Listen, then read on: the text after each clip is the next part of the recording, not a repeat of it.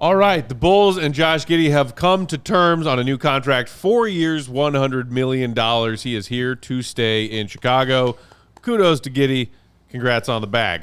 Gentlemen, one of the big questions I think everybody is thinking about is, okay, Giddey is here, got the deal done after a long wait. How does this impact the team in the 25-26 season and beyond? And aside from Josh Giddey himself, who stands to benefit the most from Josh Giddey's presence on the floor, and particularly with the other four presumptive starters, his Bulls teammates? Big Dave, what do you think?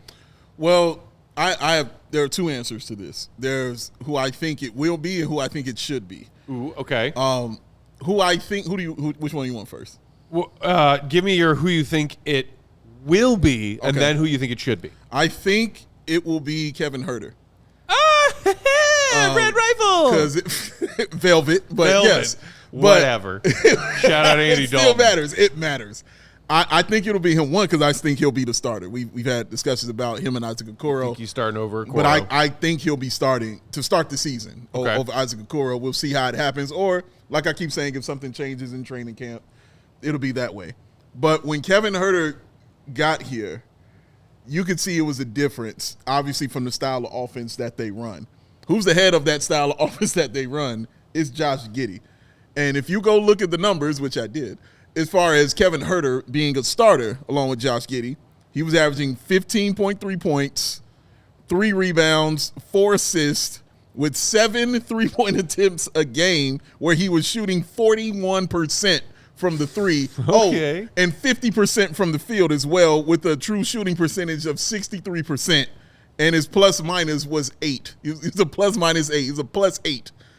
So he has a successful time as a starter in that second half of the year, along with one Josh Giddey.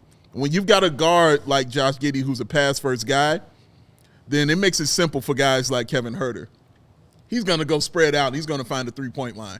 And he's going to wait, and Josh Giddey's going to find him, and he's going to score that way. Or he's going to know when to cut to the basket, because Kevin Huerter does have a solid IQ.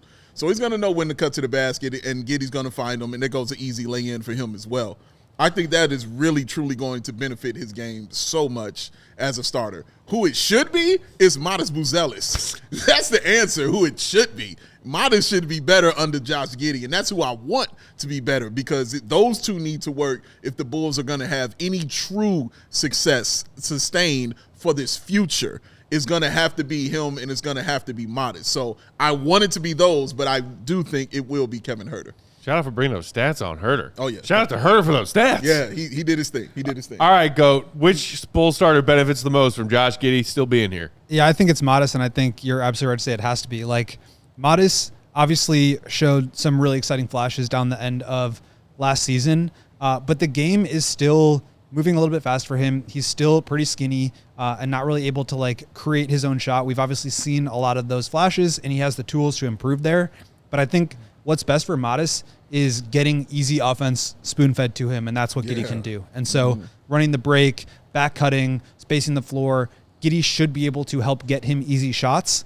And I think, honestly, the same thing is going to have to be true on the other end, where Matas is going to have to help Giddey and make him better, where he's cleaning up some of that mess. He's able to slide over and protect the rim. Maybe he's taking on some of those other forward assignments for Giddey so that the two of them can be the best versions of themselves. But I think, for the most part, Giddey's ability to create easy offense is actually going to really help develop Matas, and I think that's true for guys like Noah Asenge and Dalen Terry and Julian Phillips as well.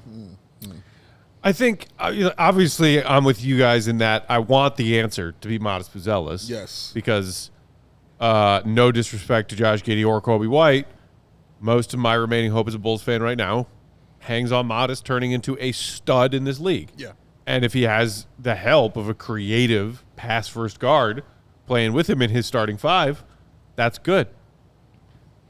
My sarcastic but also, like, just accurate answer, because the question, again, that Big Dave posed earlier to us today, that's me. Which Bulls starter benefits the most from Josh Giddey?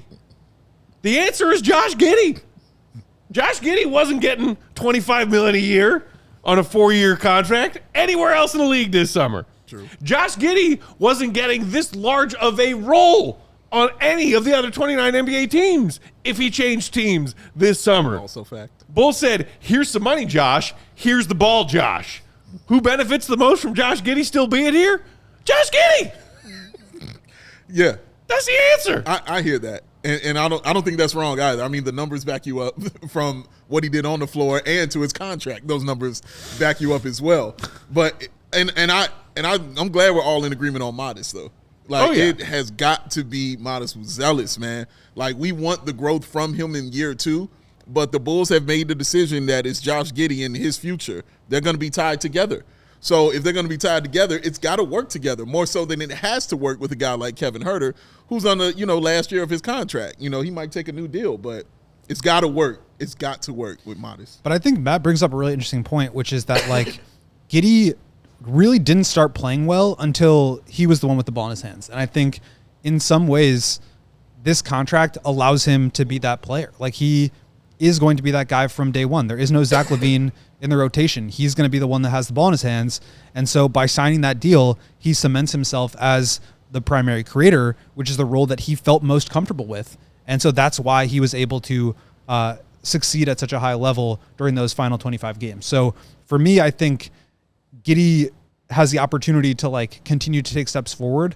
That was always going to be a challenge when he was alongside other great players. I think that's potentially a knock on him as far as his ability to adapt and play with other great players. But for now, he's the main guy. He's the highest paid player on the team. He's the point guard. He's the one with the ball in his hands. He really benefits from this situation, I think, as much as the Bulls are hoping to benefit from having him back. Well said. The other couple of names that we hadn't mentioned yet, Coby White, Nikola Vucevic, his backcourt mate, and the wily vet starting center. I think I am more curious. Like, Vooch is going to be Vooch. Yeah. I think regardless, like that piece is just that piece. I'm curious about Coby and Josh part 2. Because Coby and Josh found some solid chemistry in that stretch of games after Zach LaVine was traded away and the offense kind of shift focus to those two. I am, especially now with Coby being the one playing on a contract year, how does that change things, if at all, coming into another year of them trying to figure out their on-court chemistry and being the two key guys on this team? That is a great question because it could go with Coby wanting more of the basketball in that fourth quarter. Not to say that he doesn't cook, because he cooks in that fourth quarter, but now, he knows the amount of supplies he could have when he's in that kitchen.